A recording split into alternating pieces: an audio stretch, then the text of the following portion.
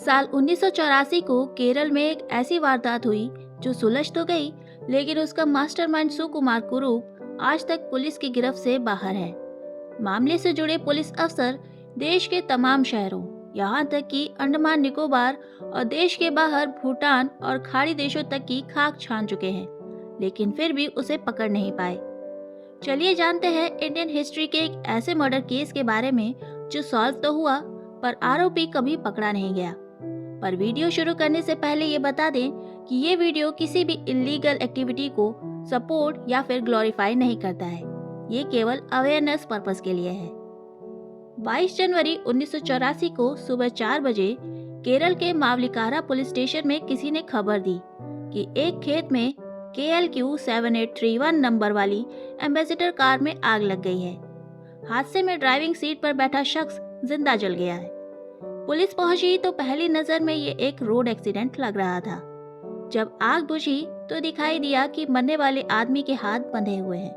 Postmortem में पता चला कि मरने वाले शख्स की एयर पाइप में धुआं नहीं था, मतलब उसकी हत्या करके बाद में ये ड्रामा रचा गया था।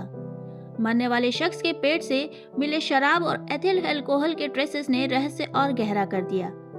मौके पर मौजूद चश्मदीदों ने बताया कि घटना के बाद कुछ लोगों को एक दूसरी कार में बैठकर जाते देखा गया है। जली हुई कार के आसपास पेट्रोल की स्मेल फैली थी और खेत में पैरों के निशान, माचिस, एक जोड़ी चप्पल, रबड़ के ग्लव्स मौजूद थे जिसमें इंसानी बाल लगे थे। थोड़ी देर बाद खबर फैली कि मरने वाला शख्स चेरियानाथ का लगभग 30 साल का सुकुमार कुरूप था, जो कुछ हफ्ते पहले ही खाड़ी देश से आया था। फिर क्या, जल्दी ही घटना वाली जगह रिश्तेदार आ गए और भास्कर पिल्लई, जो कि सुकुमार कुरूप का भाई था, ने शव के हुलिये के आधार पर दावा किया कि ये उसी का भाई है जो एक दिन पहले कार से अंबाला पूजा के लिए निकला था। पुलिस ने इस एहतियात के साथ शव रिश्तेदारों को सौंप दिया कि उसका दाह संस्कार न करके कब्र में दफनाया जाएगा। बाद की जांच में पुलिस को पता चला कि उस समय भी सुकुमार जिंदा था और मरने वाला व्यक्ति एक फिल्म रिप्रेजेंटेटिव था जिसका नाम चाको था। यह पूरी साजिश सुकुमार, उसके भाई भास्कर और 2 और लोगों ने रची थी ताकि इंश्योरेंस से मिले पैसों से रातों रात अमीर हुआ जा सके। तो आखिर इस गहरी साजिश की शुरुआत कैसे हुई? इस साजिश का मास्टरमाइंड सुकुमार पिल्लई उर्फ सुकुमार कुरूप शुरू से ही शातिर दिमाग का था। 12th पास करने के बाद वो एयरफोर्स में एयरमैन के तौर पर भर्ती हुआ, लेकिन जल्द ही बिना बताए नौकरी छोड़ दी और उसे एयरफोर्स ने भगौड़ा घोषित कर दिया। इसके बाद उसने पुलिस की स्पेशल ब्रांच के एक हेड कांस्टेबल को रिश्वत देकर अपनी मौत का झूठा सर्टिफिकेट बनवाया और एयरफोर्स को भेजा ताकि उसके खिलाफ भगौड़ा होने की जांच बंद हो सके। उसके बाद उसने अपना नाम सुकुमार कुरूप से बदलकर सुकुमार पिल्लई कर लिया। फिर उसने सरासम्मा नाम की एक औरत से उस औरत और अपने परिवार की मर्जी के खिलाफ एक मंदिर में शादी कर ली। जब सुकुमार एयरफोर्स में भर्ती हुआ था उस समय सरासम्मा ने मुंबई में नर्सिंग कोर्स ज्वाइन किया था। एयरफोर्स छोड़ने और शादी करने के बाद सुकुमार खाड़ी देश अबू धाबी में जाकर एक कंपनी में नौकरी करने लगा। वहीं उसकी पत्नी भी एक प्राइवेट हॉस्पिटल में नर्स बन गई। इस दौरान सुकुमार की जिंदगी खुशहाल थी। वो दोस्तों को खिलाने पिलाने पर खूब पैसा खर्च करता था, उनकी दिल खोलकर मदद करता था। इसी दौरान उसके ऑफिस में काम करने वाला साहू नाम का एक व्यक्ति उसका एहसानमंद बन गया। अबू धाबी से लौटने पर सुकुमार अपने दोस्तों और रिश्तेदारों के लिए खूब गिफ्ट लाता था और धीरे धीरे उसकी ये शाह खर्ची उस पर भारी पड़ने लग गई। उसे पैसों की तंगी होने लगी।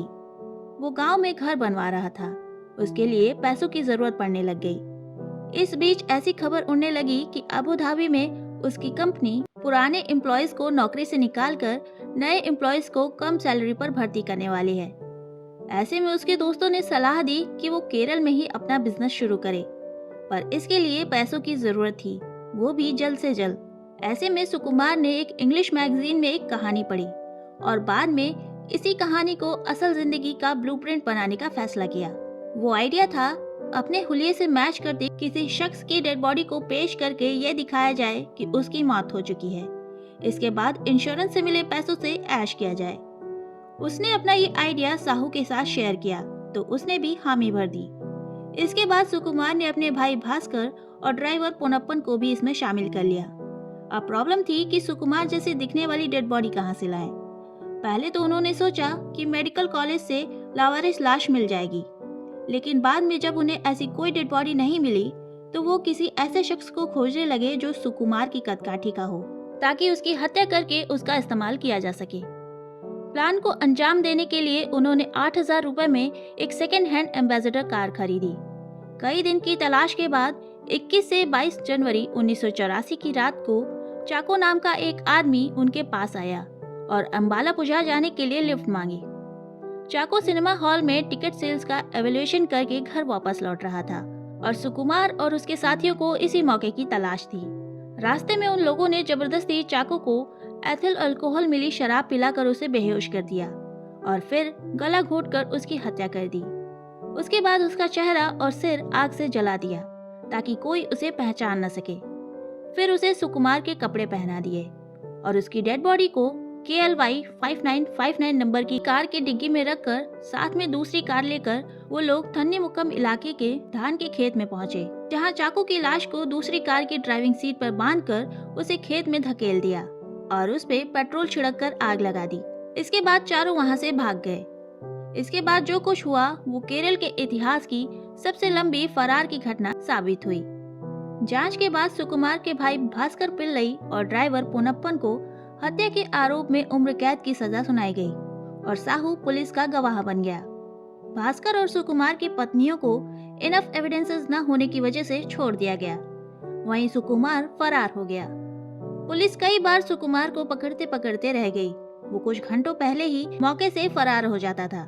इस दौरान उसका इलाज करने वाली नर्स का कहना है कि बहुत कम उम्मीद है कि सुकुमार अब जिंदा होगा और अगर वो जिंदा हुआ भी तो आज वो 75 साल का होगा।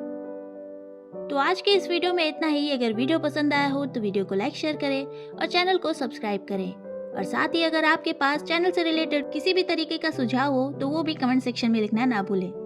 मिलते हैं अगले वीडियो में, तब तक के लिए बाय।